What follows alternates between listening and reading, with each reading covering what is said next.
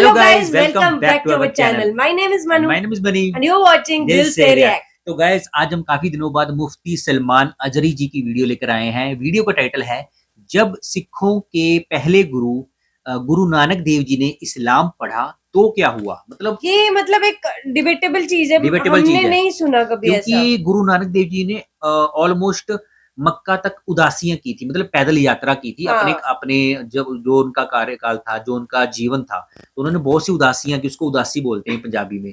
तो जब वो उस साइड मदीना साइड गए या अरब कंट्रीज में गए और जब उनको पहली बार इस्लाम पढ़ने का मौका मिला, तो ऐसा कौन सा चीज हैपन हुई थी जो मतलब दुनिया के लिए मिसाल बन गई। तो मुफ्ती सलमान अजरी जी ने इसको कैसे बयां किया है, तो देखने वाली वीडियो होगी है। तो बिना देरी किए वीडियो को स्टार्ट करते हैं। Let's start. भारत में, हिंदुस्तान में एक मसला ऐसा पेश आया है, तवज्जो से सुने, और बहुत सारे लोगों को शायद उनकी फिक्र बदल जाए इससे। हिंदू थे, मुस्लिम थे, हिंदू अपने हिंदुआना रस्म और रिवाज में थे, पूजा में हैं, उनके अपने त्योहार हैं, उनके अपने शिआर हैं। मुसलमानों की अपनी इबादतें हैं, उनकी मस्जिदें हैं, उनके अपना लिबास है, उनके अपने त्योहार हैं। लेकिन एक साहब आए, गुरु नानक। गुरु नानक पूरी दुनिया घूमे हुए शख्स। यस, बिल्कुल। गुरु नानक बगदाद में कई साल तक चिल्ला कशी की है। गुरु नानक का बहुत सारे मुल्कों में दौरा हुआ।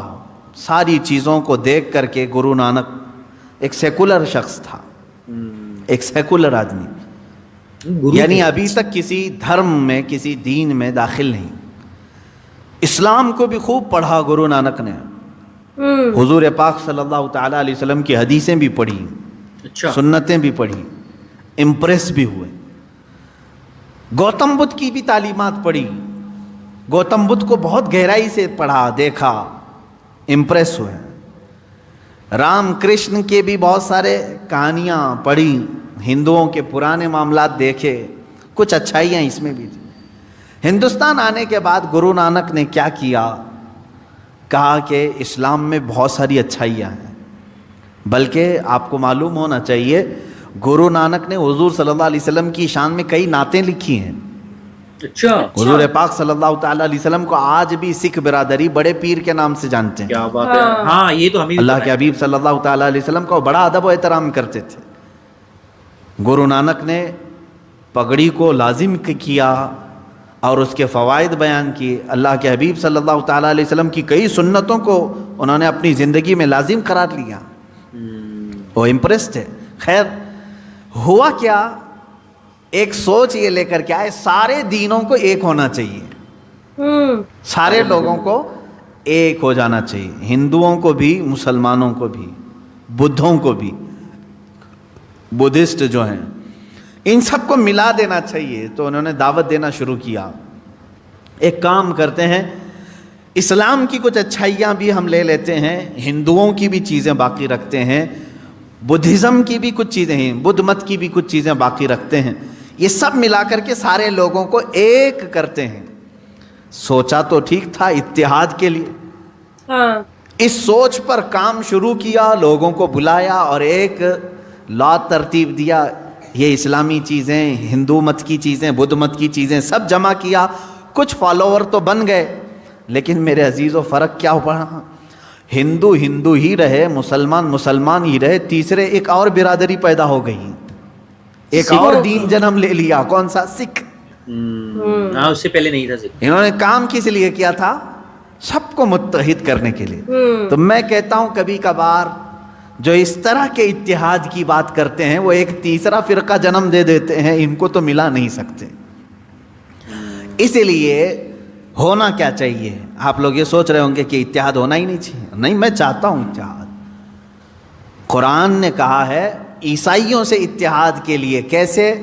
अल्लाह ने फरमाया, तालो इला कलिमतिन सवाइन बैनना व बैनकुम अल्ला नअबुद इल्लल्लाह। ऐ रसूल, आप उनको बुला लें, ईसाइयों को, आ जाओ, एक पॉइंट पे हम जमा हो जाते हैं, एक पॉइंट पे हम जमा हो जाते हैं, जो तुम्हारे और हमारे दरमियान एक ही है।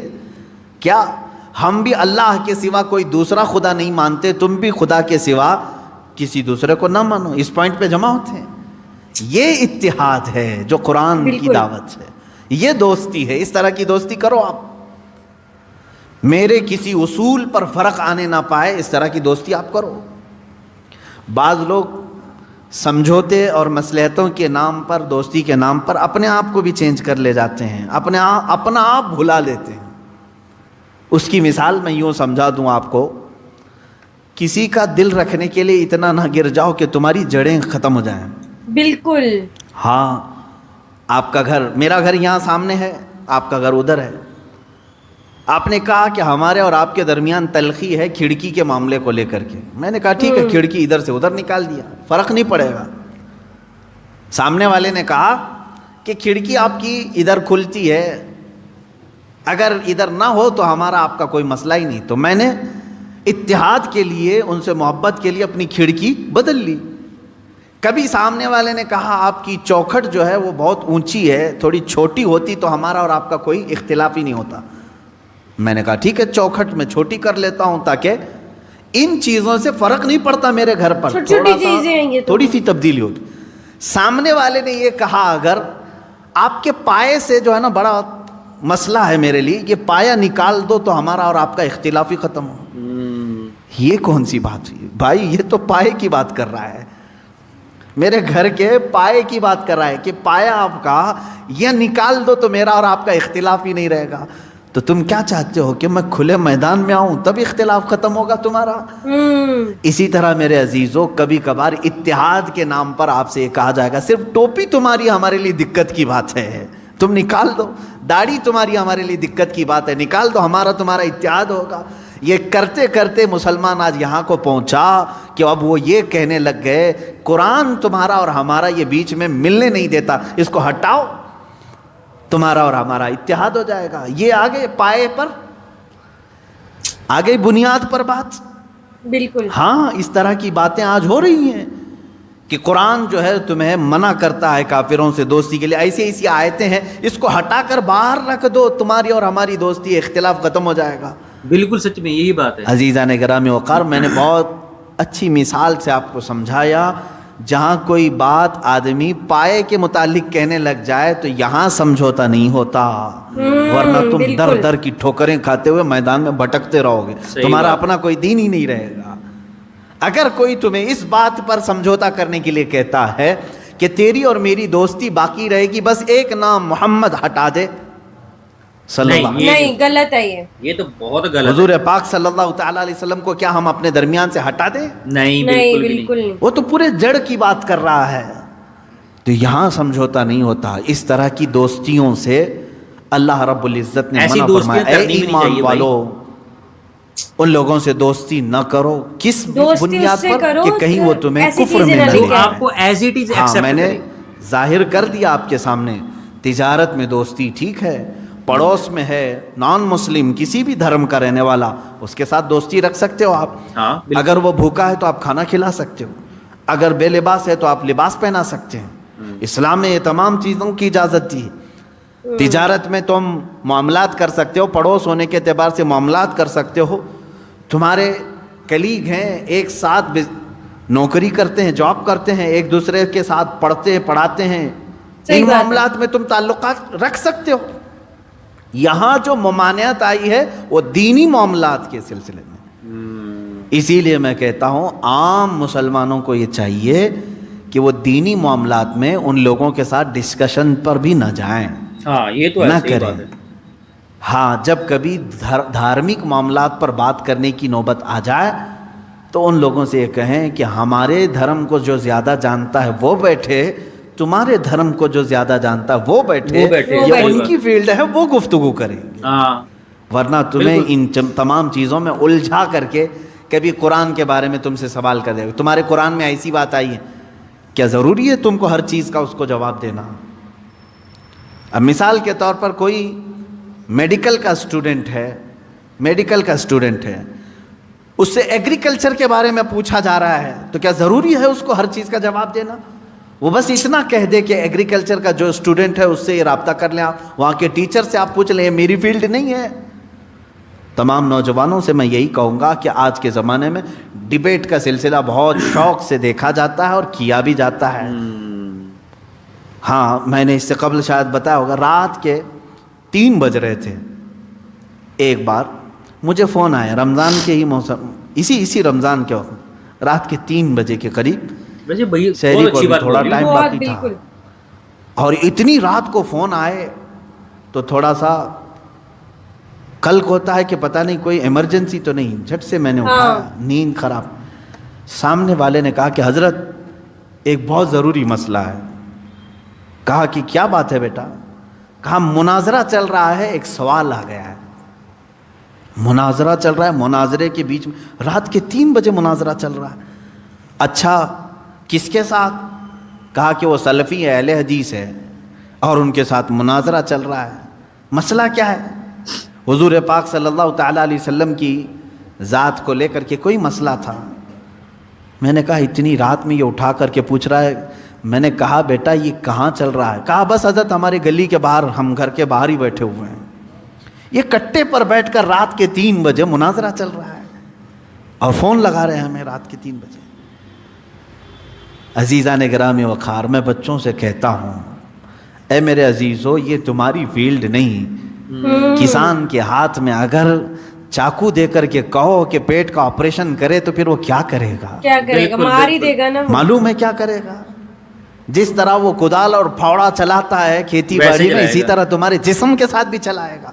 صحیح بات، دین کے اصول اور دین کی باریکیاں علماء کے لیے چھوڑ دیں۔ ایگزیکٹلی، جو یہ تمام سمجھدار ہے اس ڈیبیٹ فیلڈ کا کے حصہ ماہر بننے ہیں۔ کی کوشش نہ کریں، خاص طور پر نان مسلم کو اس طرح کی دعوت دینا، ڈیبیٹ کرنے کے لیے بلانا، وہ صحیح میں نہیں۔ کہتا ہوں یہ سب کی فیلڈ نہیں ہے۔ بالکل۔ اللہ تبارک و تعالیٰ نے جو آیت کریمہ میں فرمایا اے ایمان والو کافرین کو دوست نہ بناؤ مومنین کے سوا، تو یہاں کون سی دوستی مراد ہے؟ دینی معاملات کی دوستی۔ اس کو سمجھ کر کے چلیں، دینی معاملات کی دوستی اسلام نے ناجائز کسی بھی رکھا ہے۔ مذہب میں ایسا ہی باقی ہے، جیسے دوسرے اگر کسی کو معاملات میں ہندو دھرم دوستی کی کو ہم نوعیت نے تو اسی سے جائز ڈیبیٹ قرار کرنی دیا چاہیے۔ کرنی چاہیے، اتریدون ایسی ان نہیں کہ کسی سے تجعلوا بھی للہ کرو۔ علیکم سلطانا مبینا۔ اللہ فرماتا کیا یہ چاہتے ہو کہ اپنے اوپر اللہ کے لیے سری محبت کر لو، سری حجت کر لو؟ یعنی اگر تم یہ چاہتے ہو کہ اللہ کی تمہارے اوپر پکڑ آ جائے تو پھر یہ کام کرتے رہو، اللہ کی پکڑ آ جائے گی۔ آگے رب تعالیٰ فرماتا منافقین جو ہے یہی کام کرتے تھے، ان کے پاس جا کر بیٹھتے تھے، ڈسکس کرتے رہتے تھے، دین کے معاملات کو لے کر کے مذاق کرتے رہتے تھے۔ حضور صلی اللہ تعالیٰ علیہ وسلم کے معاملات کو لے کر کے آپس میں ڈسکس کرتے رہتے تھے۔ قرآن کی آیتیں اتر گئی ہیں، اللہ نے فرمایا منافقین جہنم کے سب سے نیچے طبقے میں ہیں۔ تو گائز مفتی سلمان ازہری جی نے مطلب بہت صحیح بات بولی ہے۔ بالکل مطلب پہلے بات کرتے ہیں شری گرو نانک دیو جی کی، جنہوں نے اپنے ٹائم میں بہت ساری اداسیاں کی، بہت سارا ٹریول کیا، پیدل یاترا کی بھائی مردانہ جی کے ساتھ۔ تو جب وہ مکہ یا بغداد شریف کے سائڈ گئے تو انہوں نے ویسے تو انہوں نے نا ساری دنیا گھومی ہے، ساری دنیا گھومی، ہاں ساری دنیا گھومی۔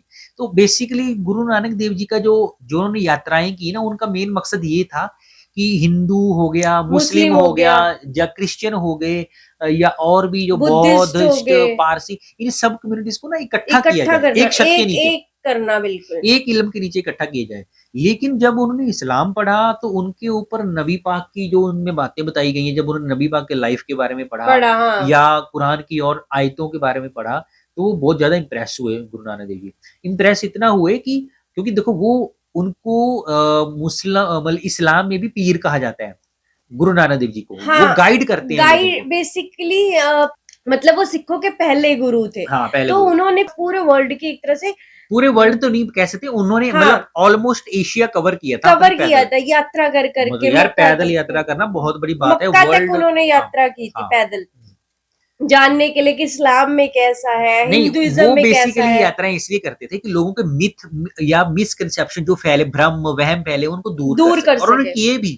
لیکن جب انہوں نے اسلام پڑھا تو وہ بڑے امپریس ہو گئے، انہوں نے اتنے امپریس ہوئے کہ مطلب ایک اور دین نکل گیا وہاں سے، مطلب سکھ، اس کے بعد دھرم نکل گیا وہاں سے۔ ہاں، ان کو ویلیو پتہ لگی کہ یار سکھزم ہمیں، مطلب یہ دیکھو ہوتا تو جو بھی ہے اللہ کی مرضی سے ہوتا ہے، چاہے آپ سکھزم مان لو چاہے ہندوازم مان لو، ہے تو سارا ایک ہی، تو یہ اللہ کی مرضی ہی ہوگی۔ تو انہوں نے پھر آفٹر دیٹ ان کی جو اداسیاں ہوئی، اس کے بعد سکھ دھرم کی استھاپنا ہوئی۔ تو پہلے گرو شری گرو نانک دیو جی بنے، پھر ایسے کرتے کرتے 10 گرو ہوئے سکھوں کے۔ تو مطلب کائنڈ آف جو بھی نا اسلام کو ڈھنگ سے پڑھتا ہے، सूरा आयतों के जितने भी बिल्कुल सूरा हैं, जितने भी नबी पाक की लाइफ है, अगर उनको पढ़े ना तो सच में कोई भी बंदा इंप्रेस हो सकता है। होता क्या है, जैसे मुफ्ती सलमान अजहरी जी ने यहाँ पे बताया कि लोग ना ऐसे लोगों लोग से क्या डिबेट करते करते हैं, हैं हाँ, जिनको डिबेट नॉलेज नहीं होती नॉलेज किसी भी के नहीं धर्म होती, की। और दोस्ती भी ऐसे लोगों से करते हैं जो कहते हैं ये छोड़ दो, ये वो छोड़ दो। अगर सब दोस्ती देखो कंडीशंस पे नहीं नहीं होती है। होती, अगर सपोज करो, जैसे ये बोल रहे हैं, बिल्कुल सही बोल रहे हैं कि अगर आपको कोई ये बोले कि यार सपोज करो नॉन मुस्लिम, जैसे हम नॉन मुस्लिम हैं, हिंदू हैं, ठीक है, लेकिन हमें इस्लाम के बारे में पता लग रहा है, अगर कोई हमें ये बोले कि यार तुम ना मुसलमान से बोलो, मुसलमान दोस्त से बोलो कि तुम ना नबी पाक को आज के बाद नहीं मानोगे तो हम तुमसे दोस्ती कर लेंगे, भाई पर ये हम तो गलत है ना, हम हम क्यों क्यों बोलेंगे ऐसा? ऐसा? हमें तो पता है ना नबी पाक कौन है, और हम कौन होते हैं ये बोलने वाले। किसी भी, अगर कोई भी मजहब में कोई व्यक्ति आपको आपके धर्म के खिलाफ कुछ बोल के आपसे दोस्ती करना चाहता है तो वो दोस्ती के काबिल नहीं है, है, ठीक है, वो फिर ऐसी दोस्तियां करनी ही नहीं चाहिए। एक्चुअल में असल मायने में वही काफिर है। काफिर वो नहीं है जो नॉन मुस्लिम है, काफिर वो है जो आपको आपके धर्म को धर्म लेट से, डाउन, आपके दीन से भटकाता हाँ, है। भटकाता है, जो आपको लेट डाउन करता है। तो ऐसे लोगों से दोस्ती बिल्कुल भी नहीं करनी चाहिए, इवन कि अगर आपके मजहब से भी वो बिलोंग करता है ना तब भी मत करो। तो यही उन्होंने बात बोला है, अगर आपको डिबेट भी करनी है मजहब से रिलेटेड तो आप उस मजहब के मौलाना मतलब इंटेलेक्चुअल पर्सन के साथ करो, ना कि नॉन इंटेलेक्चुअल के साथ करो जिसको सिर पैर का पता ही नहीं है। फिर ऐसे लोग क्या करते हैं, सोसाइटी में ना मिथ्स फैलाते हैं, बिल्कुल। उसकी वजह से लोगों में आपस में प्यार कम होता है और वो लड़ाई झगड़े बढ़ते हैं, जैसे नफरत बढ़ती है, फिर वो कट्टरवाद ज्यादा बढ़ता है। तो उन्होंने बहुत सही बात बोली है। बाकी श्री गुरु नानक देव जी की तो अपनी ही बात है, वो मतलब उन्होंने पूरी दुनिया में जो जैसे स्टार्टिंग की सिख धर्म की स्थापना की उन्होंने, आफ्टर दैट ऐसे सिक्की चलती गई। तो भाई इस्लाम तो वही इस्लाम है, इस्लाम को जिसने शिद्दत के साथ पढ़ा ना वो तो इन्फ्लुएंस होएगा ही होएगा। जरूरी नहीं होता कि अगर आप इस्लाम पढ़ रहे हो तो आपको मजहब एक्सेप्ट करना पड़ेगा। जैसे गाइज मैं एक बार बोलना चाहूँ, कई लोग हमें कमेंट बॉक्स में बोलते रहते हैं हाँ, कि आप लोगों ने काफी कुछ अब सीख लिया तो आप इस्लाम कबूल कर लीजिए, लेकिन हमने जहां तक नबी पाक से ये सीखा है कि अपने मजहब में रहते हुए हर दूसरे मजहब की अच्छी बातों को चीजों एक्सेप्ट करिए, करो, और हम उन पे कर रहे हैं, चलो। और हम दिल से कर रहे हैं, उनकी हर बात को ना फॉलो करते हैं। और हाँ, ये बातें बताने वाली नहीं होती, वैसे कहते हैं इन बातों को बताया नहीं जाता, लेकिन हम उनको फॉलो करते हैं, हमें अच्छा लगता है। तो गाइज इसी गुड नोट के साथ हम वीडियो कट करते हैं, मिलते हैं नेक्स्ट वीडियो में। तब तक आप लोग अपनी फैमिली का क्या रखिए, अपने बच्चों का क्या रखिए, अच्छा खाइए, अच्छा पाइए। मिलते हैं नेक्स्ट वीडियो में, तब तक के लिए साइनिंग।